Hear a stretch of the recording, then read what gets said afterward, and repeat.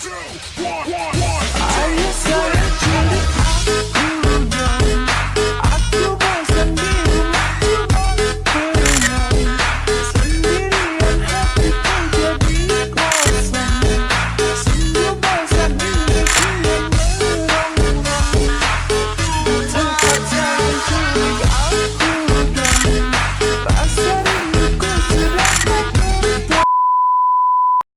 Robert Malthus lahir pada tanggal 13 Februari tahun 1766 dan wafat pada tanggal 26 Desember pada tahun 1834. Adalah seorang pakar demografi Inggris dan ekonomi politik yang paling terkenal. Gagasan mengenai pembangunan ekonomi ia kemukakan pada buku kedua yang berjudul The Progress of Wealth dari bukunya Principles Political Economy yang diterbitkan pada tahun 1820. Teori ekonomi menurut Thomas Robert Malthus seperti yang ada dalam bukunya berjudul Principle of Population, di mana di dalam bukunya tersebut dia mengatakan bahwa penduduk akan bertambah lebih cepat dibandingkan dengan bahan makanan atau sumber daya alam. Pemikirannya ini didasarkan pada pendapatnya bahwa tanah dapat berubah menjadi tidak subur, sedangkan manusia akan terus bertambah. Thomas Robert Malthus tetap pada pemikirannya yang pesimis bahwa tanah tetap tidak akan subur meskipun nantinya terdapat teknologi. Menurutnya, jika pertumbuhan penduduk lebih tinggi dibandingkan dengan hasil produksi, akan menimbulkan banyak dampak negatif di mana manusia akan terus menyalahkan lingkungan. Hasil produksi yang rendah membuat Malthus pesimis. Dia berpendapat akan banyak manusia-manusia yang akan memperebutkan tanah. Dengan adanya perebutan sumber daya alam maupun perebutan tanah menurut teorinya, maka terjadi epidemi, endemi, dan pandemi. Selanjutnya, ada beberapa saran Malthus untuk meningkatkan pembangunan ekonomi. Yang pertama, ada pertumbuhan perimbangan perekonomian dibagi menjadi dua sektor, yaitu pertanian dan industri. Kemajuan teknologi pada kedua sektor yang membawa pembangunan ekonomi. Yang kedua, ada peningkatan permintaan efektif, yaitu pendistribusian kepemilikan tanah secara adil, memperluas perdagangan internal dan eksternal, peningkatan konsumsi secara tidak produktif, peningkatan kesempatan kerja melalui rencana pekerjaan umum, dan meningkatkan faktor non-ekonomi seperti pendidikan, standar moral, kebiasaan bekerja keras, administrasi yang baik, dan hukum yang efisien. Terima kasih. Adapun kelebihan dan kekurangan dari Thomas Robert Malthus, yaitu untuk kelebihannya yang pertama, kesadaran terhadap risiko populasi. Teori ini memberikan kesadaran awal terhadap bahaya pertumbuhan populasi yang tidak terkendali, terutama dalam kaitannya dengan ketersediaan sumber daya yang terbatas. Kemudian, untuk yang kedua, relevansi di berbagai situasi pada beberapa negara berkembang dengan tingkat kelahiran yang tinggi dan akses pangan yang terbatas. Teori ini dapat memberikan wawasan mengenai hubungan antara populasi dan kelangkaan sumber daya. Kemudian yang terakhir, dasar untuk kebijakan populasi. Pemikiran Malthus akan mempengaruhi kebijakan pengendalian populasi di berbagai negara, misalnya program keluarga berencana dan kebijakan satu anak di Cina.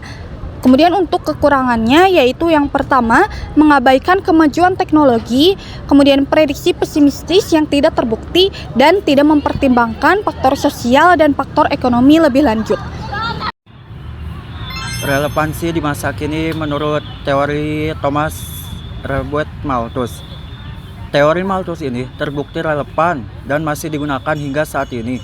Dibuktikan dengan adanya program KB atau keluarga berencana di Indonesia. Bukti lain yang ada saat ini yakni penundaan usia nikah untuk mengurangi pertumbuhan penduduk. Kesimpulan teori Thomas Robert Malthus tentang pertumbuhan penduduk berfokus pada konflik antara peningkatan populasi yang eksponensial dan keterbatasan sumber daya, khususnya pangan yang hanya tumbuh secara linear.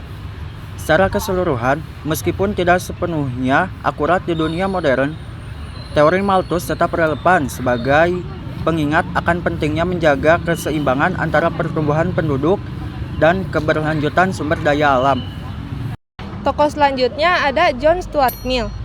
John Stuart Mill adalah seorang filsafat ekonomi Inggris yang lahir di London pada tahun 1806 dan ia meninggal pada tahun 1873. Ia dianggap sebagai salah satu tokoh utama dalam ekonomi klasik dan dikenal sebagai salah satu pencipta teori utilitarianisme dalam perekonomian. Selanjutnya ada teori dari John Stuart Mill. Dalam hal ekonomi, teori utilitarianisme berfokus pada bagaimana alokasi sumber daya dapat diatur sedemikian rupa sehingga dapat memberikan manfaat terbesar bagi masyarakat secara keseluruhan. Prinsip ini memang cukup relevan dalam aktivitas ekonomi. Dalam kondisi pasar yang cenderung egoisme sentris, Mill berusaha menekankan kebahagiaan dan kesejahteraan masyarakat dengan pemberlakuan landasan moral dan keadilan. Dalam karyanya yang berjudul Principle of Political Economy, Mill menuliskan tentang masalah produksi kegiatan ekonomi. Dalam buku tersebut, Mill banyak menyinggung tentang masalah produksi dan buruh. Dari situ ia mencoba menghubungkan konsep universalisme etis dengan kegiatan produksi dan kehidupan buruh. Relevansi di masa kini. Pemikiran John Stuart Mill masih relevan hingga saat ini karena memberikan kerangka kerja yang kuat untuk memahami dan mengatasi tantangan kompleks yang kita hadapi, mulai dari masalah sosial, politik, dan budaya. Prinsip-prinsip yang diperkenalkannya seperti kebebasan individu, toleransi, dan etika masih menjadi topik yang hangat yang masih relevan di berbagai belahan dunia. Kelebihan dan kekurangan pemikiran John Stuart Mill. Pemikiran John Stuart Mill memiliki kelebihan dalam keadilan sosial dan kebebasan individu. Namun, pemikiran ini juga memiliki kekurangannya. Misalnya, para kritikus cenderung menunjukkan bahwa teori utilitarianisme yang dikembangkannya cenderung memandang manusia sebagai makhluk yang egois dan mencari kepuasan untuk diri sendiri. Selain itu, kritiknya terhadap pandangan laissez-faire Adam Smith seringkali diabaikan oleh para ekonom modern yang lebih mengedepankan pasar bebas dan privatisasi. Kesimpulan dari teori John Stuart Mill memberikan kontribusi yang signifikan terhadap ilmu ekonomi pembangunan dan memberikan dampak yang besar terhadap perkembangan pemikiran ekonomi modern. Nah, pemikirannya mengenai kesejahteraan sosial masih relevan hingga saat ini, terutama dalam perdebatan mengenai kesetaraan ekonomi dan distribusi kekayaan.